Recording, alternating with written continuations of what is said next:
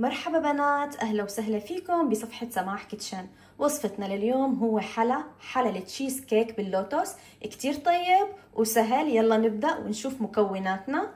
يلي حنحتاجه هو الزبدة وعلبتين شلاكزانا، حجم العلبة 200 جرام، وبنحتاج بسكوت اللوتس، وبنحتاج زبدة اللوتس، وبنحتاج الجبنة كريمية. حجم الجبنة الكريمية 300 جرام، أي جبنة كريمية موجودة عندك. ويلا نبدأ بالتطبيق. أول شي حنبدأ فيه هو بالبسكوت، نعمله كتير ناعم على المطحنة. حناخد بسكوتين للزينة والباقي حنطحنه.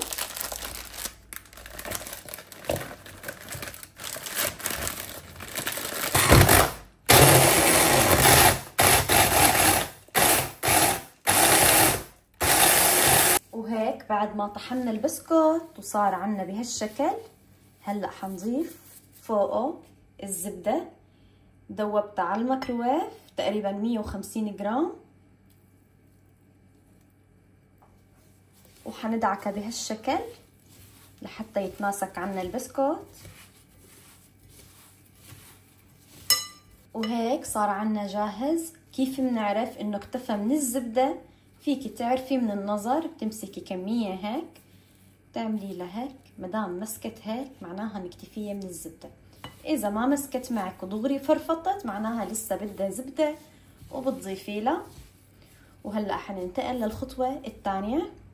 حنجيب قالب، هذا القالب اللي بينفك وبيتركب، وحطيت له ورقة زبدة، وحنضيف عليه البسكوت يلي عملناه.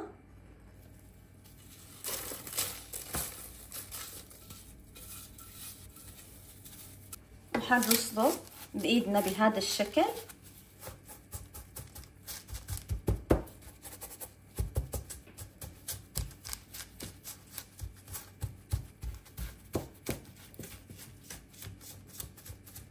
وبعد ما رصيناه بهذا الشكل، هلأ حنحطه بالفريزر تقريبا لمدة نص ساعة ساعة لحتى يتماسك عنا.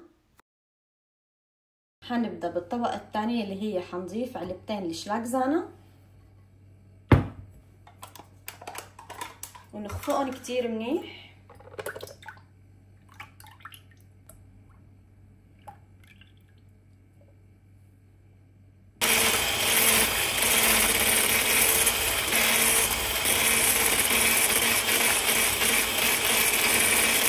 بعد ما خفقت الكريمة وصارت عندي بهذا الشكل بهالقوام، نسيت خبركم معلومة كتير مهمة. هو لما نضيف كريمة الخفق او الشلاكزانا لازم تكون باردة، ما لازم تكون ابدا دافية. وهلأ بعد ما خفقتها حجيب الجبنة الكريمية وضيفها،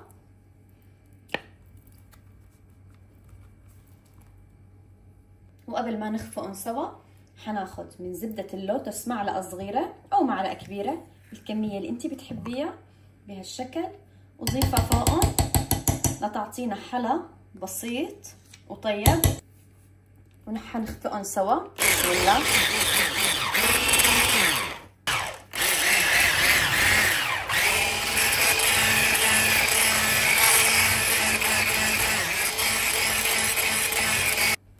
وهيك صار عنا جاهز بهذا القوام.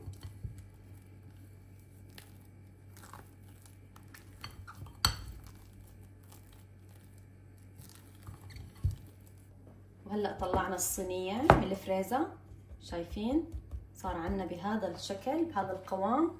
حنضيف الكريمة يلي عملناها،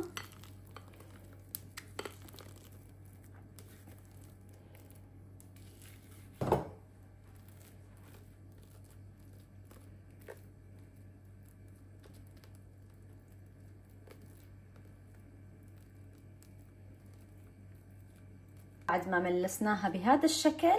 هلا حنحطها كمان بالفريزر تقريبا لمدة ساعة او نص ساعة، وبعدين نحط الطبقة الأخيرة يلي هي زبدة اللوتس. وهيك بعد مرور تقريبا ساعة شلته من الفريزر، صار عندي بهذا الشكل. هلا حنضيف علبة زبدة اللوتس بندوبها يا بالميكروويف يا بحمام مائي ساخن. ديرها بسم الله. هو هذا زبدة اللوتس جايبته أنا، فيه بسكوت نعمله بهالشكل.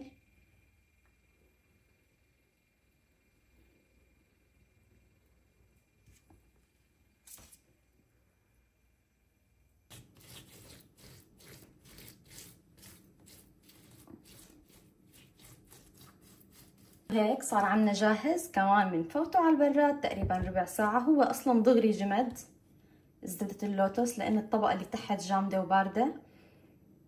وبعدين بعد ربع ساعة بنطلعه على التزيين.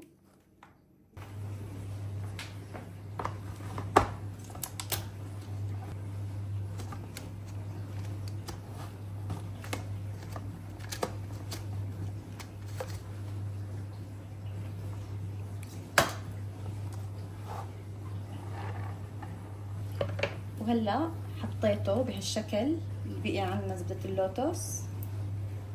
هقصها بالمقص ونحط بهالشكل.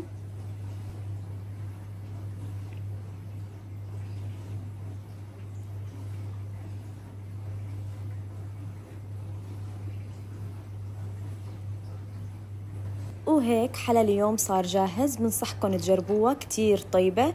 وإذا عجبكم فيديو اليوم لا تنسوني من اللايك والاشتراك وتفعلوا زر الجرس. وبشوفكم إن شاء الله بوصفة جديدة بالفيديو القادم.